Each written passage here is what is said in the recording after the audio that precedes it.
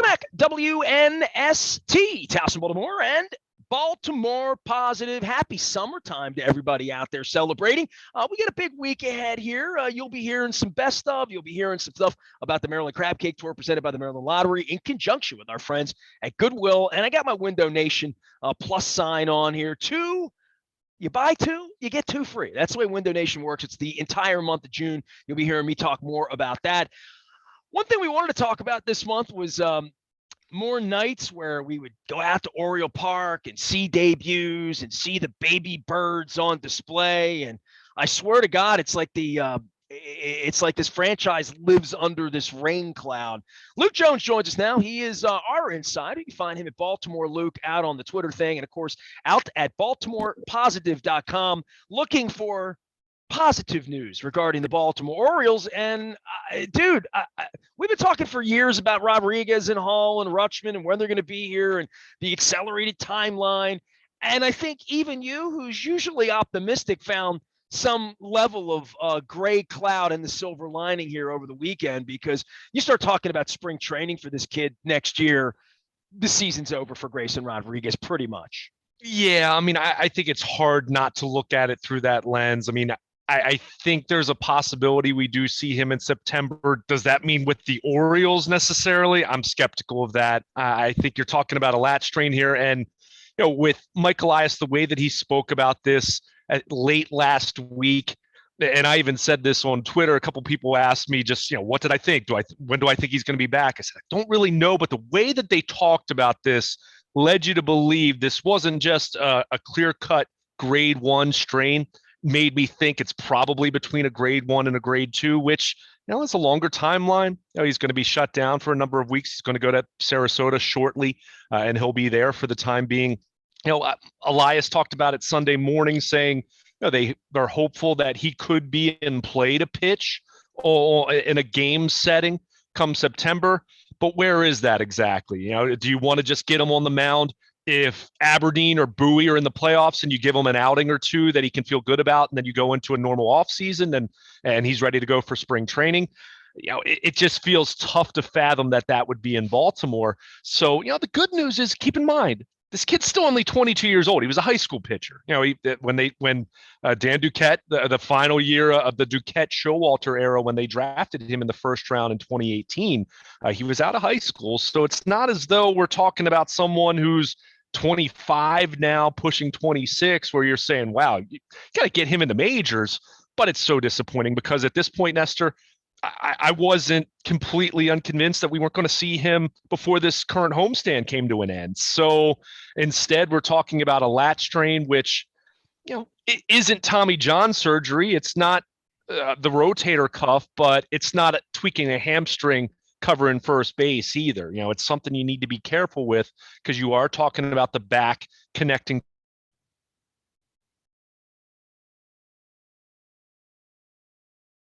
truly a lat muscle strain, but it is the kind of injury that you can't rush back because, breaking news, the back's really important for pitching or just about anything you're talking about from an athletic standpoint. So they have to be careful here. And again, when you're here in September, that leads you to believe that unless this timeline ends up being way more optimistic, it ends up being more accelerated from a healing standpoint, chances are we're not going to see Grayson Rodriguez in Baltimore anyway until 2023. Could be wrong, but that's what it feels like at this point. You want to be careful with this kid because, again, consensus, this wasn't just someone the Orioles love.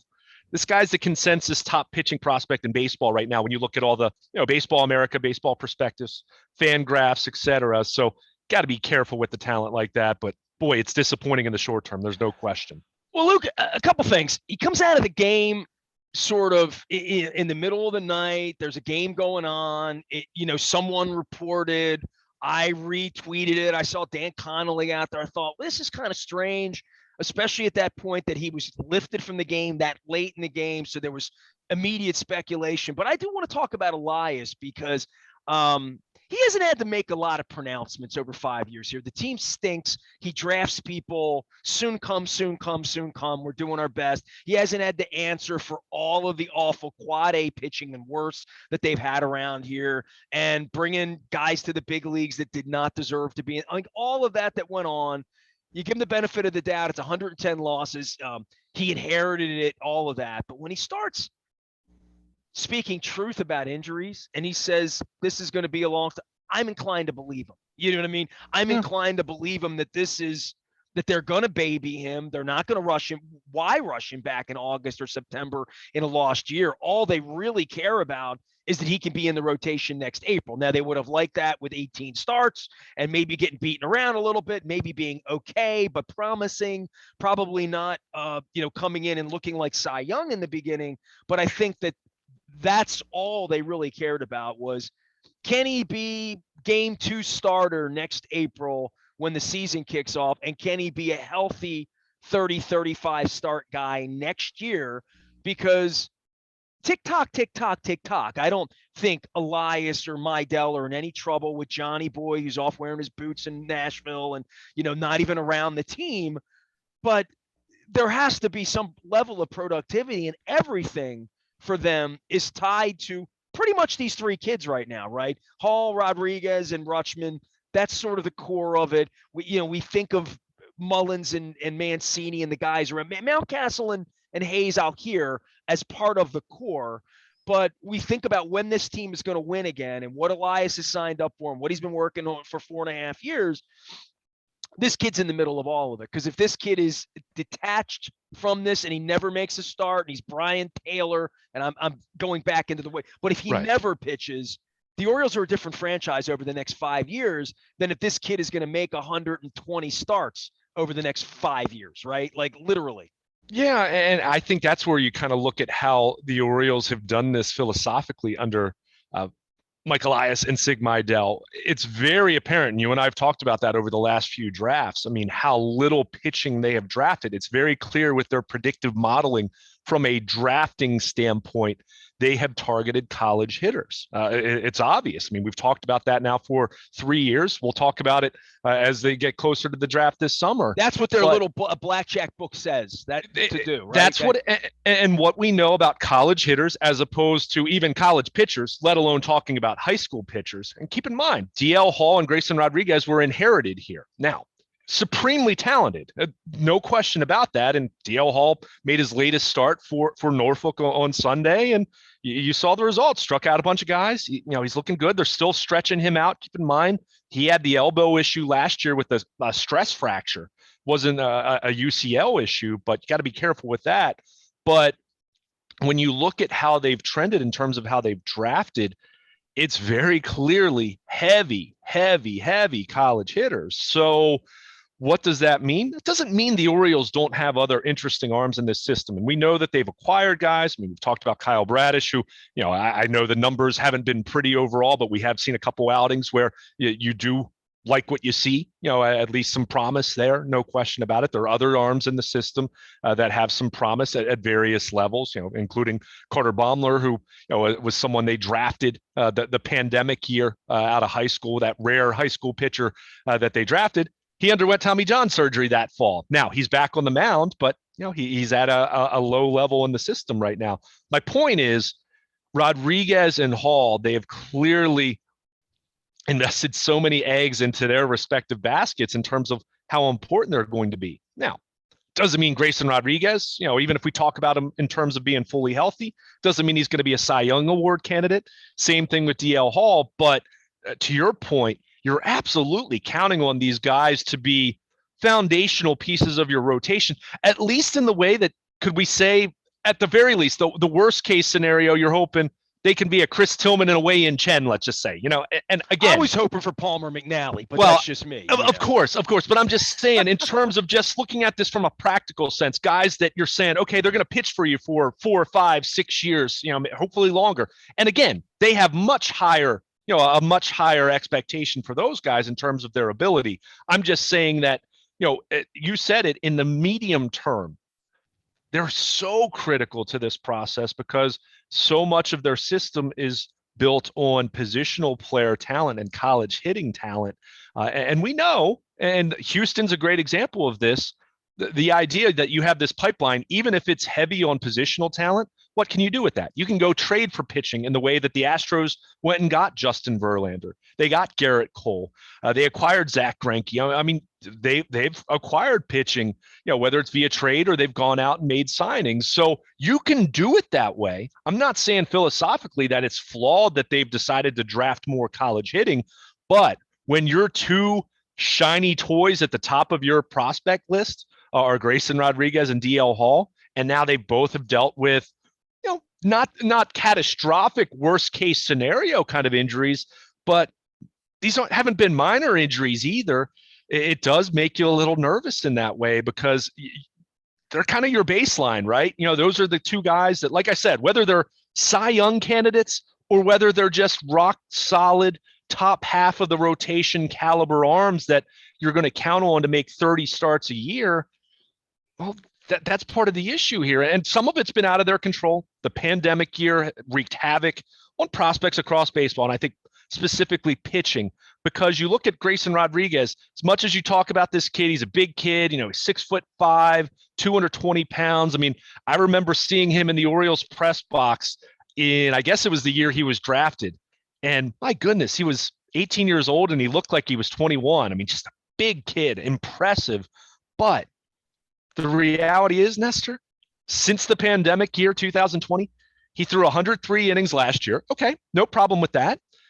56 innings this year. And to your point, and Elias talked about this on Sunday, whether he breaks north with the club on opening day or whether, you give him a month and a half, the service time, all the different things we talk about, you still wonder how many innings can you really expect from him if you're trying to manage not just his development, but also just getting him here and wanting him to establish himself as a legitimate high impact starter for you. So that's where this is so disappointing. It has nothing to do with the fate of the 2022 club, but you did want to get him here, whether it was going to be this week, whether it was going to be in 2 weeks, whether it was going to be after the All-Star break, and give him X number of starts at the major league level to not just get his feet wet here and get acclimated to major league hitters, but to build up those innings. And I don't know what his limit would have been if he was a little over 100 last year. You're thinking, okay, 120, 130,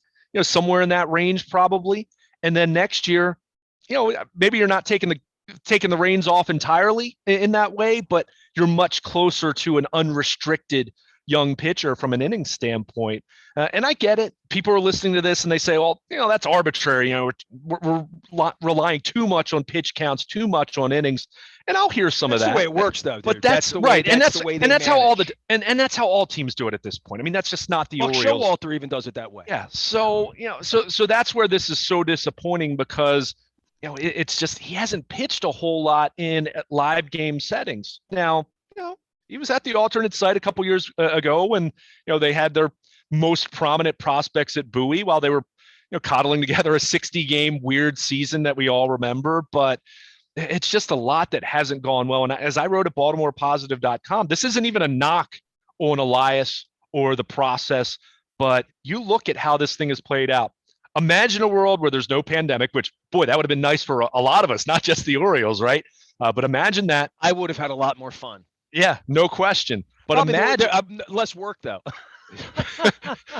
but if not for that, Adley Rutschman could already be an all-star catcher. And we'll get to him in a moment because there's plenty to talk about with him. And or not to talk about. And Grayson, right. And Grayson Rodriguez and DL Hall could already be in this rotation. And how about talking about Heston Kjerstad? What's gone on with him with having myocarditis? He has the really significant hamstring injury in March. He's just now at a point where he's playing an extended spring training. He's going to go out to Delmarva soon.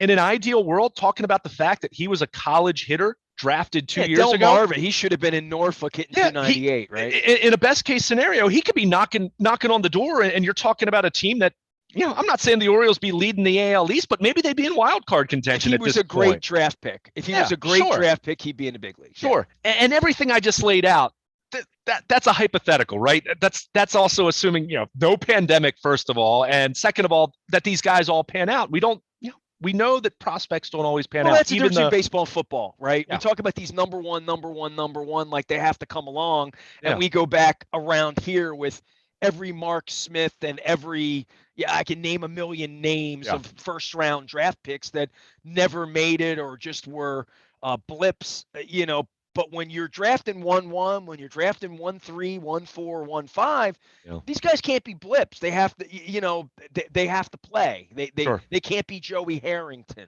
They can't be Jamarcus Russell. No question about it. So that's what's frustrating about this. I don't speak to mean this to be a doom and gloom kind of thing, but it does really, this latest injury reiterates just how much of this really hasn't gone to plan. But that's also why when Mike Elias came in November of 2018, what did we hear about? The buzzword was a talent pipeline, right? Over and over and over, we heard about the pipeline. Well, this is why, because that even some of your top guys are maybe not going to make it. And I'm not going to say that these guys aren't going to make it. I mean, a year or two from now, we might be talking about all these guys as all-star types. But we know that even can't miss prospects sometimes miss. And that's why it's important to have a lot of depth to your system. And in fairness, the Orioles do have a lot of other really interesting players on the way, and Gunnar Henderson, and we'll see. A good chance we're going to see Kyle Stowers from AAA at some point here in the not too distant future, hitting a bunch of home runs and playing outfield. So you have lots of guys at various levels that are interesting, but again, when you're talking about in the case of Adley Rutschman, 1-1. In the case of Grayson Rodriguez and DL Hall, your two prize pitching prospects that you inherited if you're Mike Elias and Sig Mejdal. If someone had told you 3 years ago, and again, I wrote this on Friday night, that was the 3-year anniversary of Adley Rutschman being selected. If someone had told you 3 years ago that Adley Rutschman would still be looking for his first major league RBI and Grayson Rodriguez and DL Hall still wouldn't be in the majors, would have been a lot of disappointment at that point in time. And again, the pandemic has happened since then. So that's something no one would have envisioned. And that kind of delayed this, significantly, but some of the other factors at work here with some of the injuries and whatnot. Yeah, it's disappointing. Doesn't mean that this isn't going to work, but it is a reminder. And I'll even call back to Matt Wieters and the cavalry and all that, the cavalry with Andy McPhail and Grow the Arms and Buy the Bats, Buck Showalter and Dan Duquette. Ultimately, there was some fun with that group, but boy, that didn't play out the way Andy McPhail envisioned 5-6 years earlier than that. So it just shows, you can have your best laid plans, and then it rarely works out exactly as you expect it to. That's for sure. All right, Luke Jones is here. You can find him at Baltimore Luke and Luke at WNST.net. The elephant in the room is the 1-1 who was brought up 2 weeks ago to revelry and fanfare, even if people didn't buy tickets because they were stupid enough to do it on a Saturday morning at 8 o'clock, which still sort of boggles my mind for their biggest event of the year. But the question is, let's soft pedal this kid. He's a 1-1. Everybody knows who he is. He'll eventually hit. He's a prospect. Boy, 2 weeks into this thing, it's sort of Brooks Robinson-ish and Cal Ripken-ish from that standpoint of scuffling, as they'd like to say. They're not sending him back to the farm, but dude's got to hit the ball, right? I mean, like this is starting to become troublesome because you start getting into 50, 75, 100 at bats and batting $1.25. You have to hit 550 to get out of that for a couple of weeks. Literally, you'll have to be torrid to get his average up to 250. Yeah, and I mean, it's one of those things. I mean, look, we can't sugarcoat it. He's off to a bad start. There's no question about that. I think if you watch it on a nightly basis, has he hit into a little bit of tough luck here and there? Sure, I'll give him that. The one thing I have liked overall, although on this homestand, maybe not quite as much, and maybe a little bit of a symptom of maybe the fact that I think he's pressing at this point. But before that, he was having lots of good at bats and working counts, having professional at bats, just not getting the results. But you're right. You get into the range where you're up to 50 or 60 plate appearances. you don't want and even though he's not really that young, I mean, he's 24. We're not talking about a 20-year-old Manny Machado being called up here where you'd say, okay, maybe he's not ready. Or a kid that doesn't speak the language, right? Like, I mean, Armando Sure. Benitez, I think of guys that just had communication barriers, maturity barrier. This kid's groomed to go do this. This shouldn't be too big for him. It shouldn't be. And I think the other thing that you do acknowledge here, which is a factor, because I know Matt Wieters talked about this years ago, after he was established a year or two in the major leagues. When you are talking about a catcher and handling a pitching staff and everything that entails, you do have a little more on your plate rather than just, some 22-year-old left fielder who, okay, he needs to know where to be positioned on any given pitch and batter, but there's not as much to go through in terms of meeting with the pitchers, meeting with the pitching coaches, going through scouting reports, going through your plan.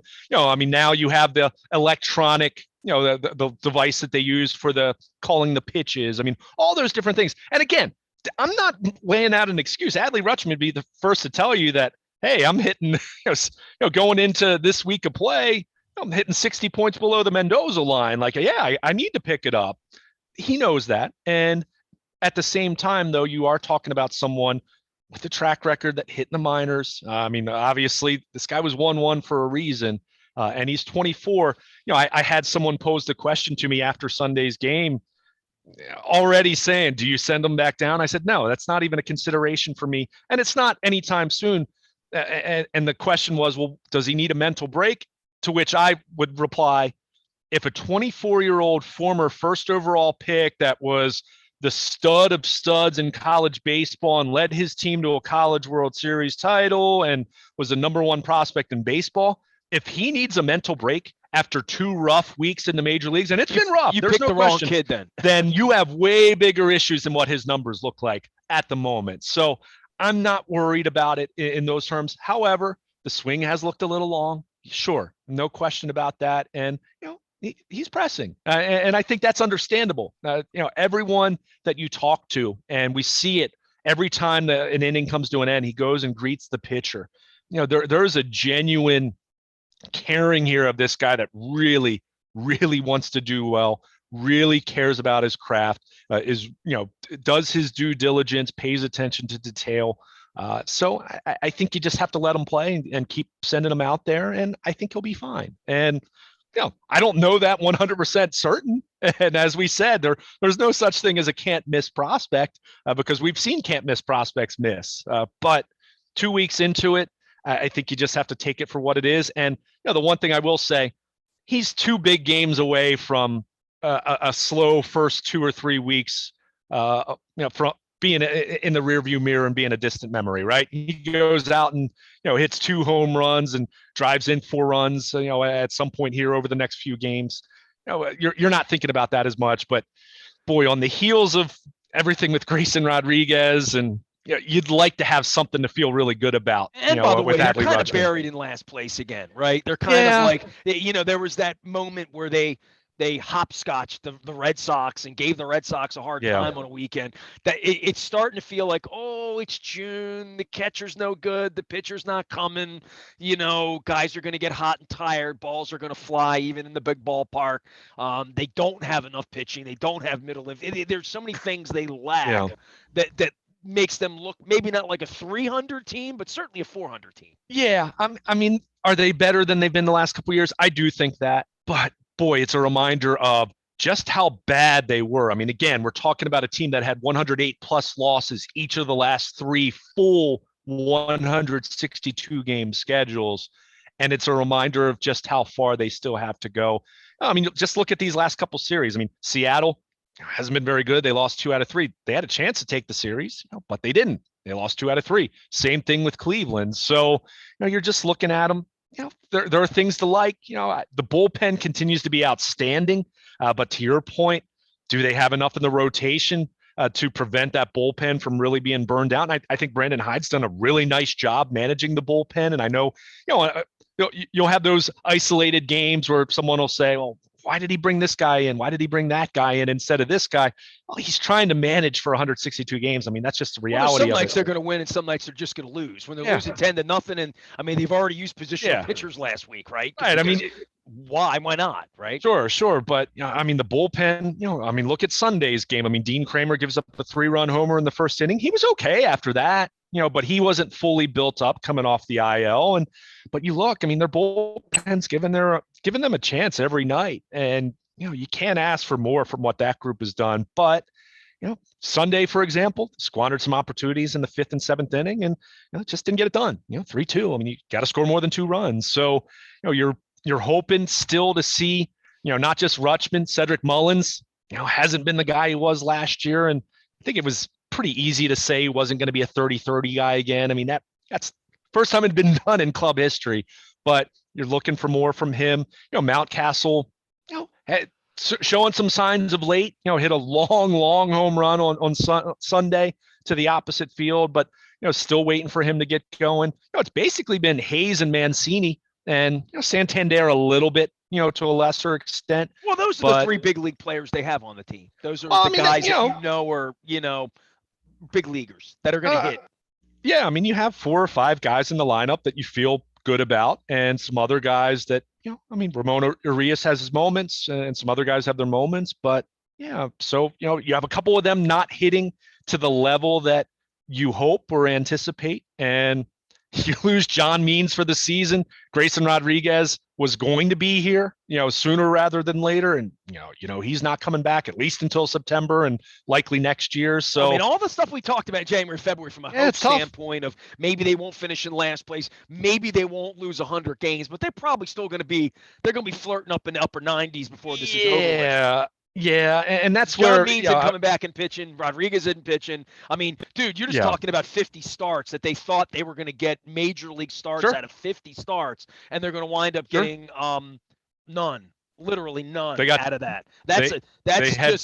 And look at what you're going to get from those starts. I don't even mean Zimmerman here. I'm talking about Dean Kramer is what you're going to get, right? You're going to get that instead of Rodriguez or instead of Hall or instead of Means. Yeah, and that's where you're talking about someone like Dean Kramer, who was part of the Manny Machado trade. If you recall, he looked good at the end of 2020. Made 4 starts, had a couple really nice outings against the Yankees. Boy, guys like him, here's your opportunity, right? I mean, you squandered it last year. I mean, you got sent to Norfolk last year. If you're Dean Kramer, and I'm just using him as an example, there's 3 or 4 other guys in a similar spot to him. Somebody's got to take advantage. Right? Take advantage. This is your chance. I mean, I can recall Chris Tillman in 2012. We had seen Chris Tillman each of the previous few years, and it didn't look good. It didn't look good at all. Arrieta and some other guys that went on and did fine things. Sure. But Chris Tillman in 2012, he started figuring it out, and then he became a mainstay in the rotation. So if you're someone like Dean Kramer or, Bruce Zimmerman, we've seen him scuffle. There's no question about that. He's made some adjustments in his delivery. Those guys, boy, this is a great opportunity for you to establish yourself. DL Hall should be here at some point, over the next month or 2, I would think. You want to keep building him up and having success at Norfolk. But, boy, you'd love to see at least 1 or 2 of these guys look like they could be, say, a number 4, number 5 starter for you. Is that too much to ask? I don't think so. If you can get that, then that's just a couple more answers you have for at least the medium term, which is where the Orioles, it's where they are as an organization right now. They're getting closer, but they're clearly not there yet.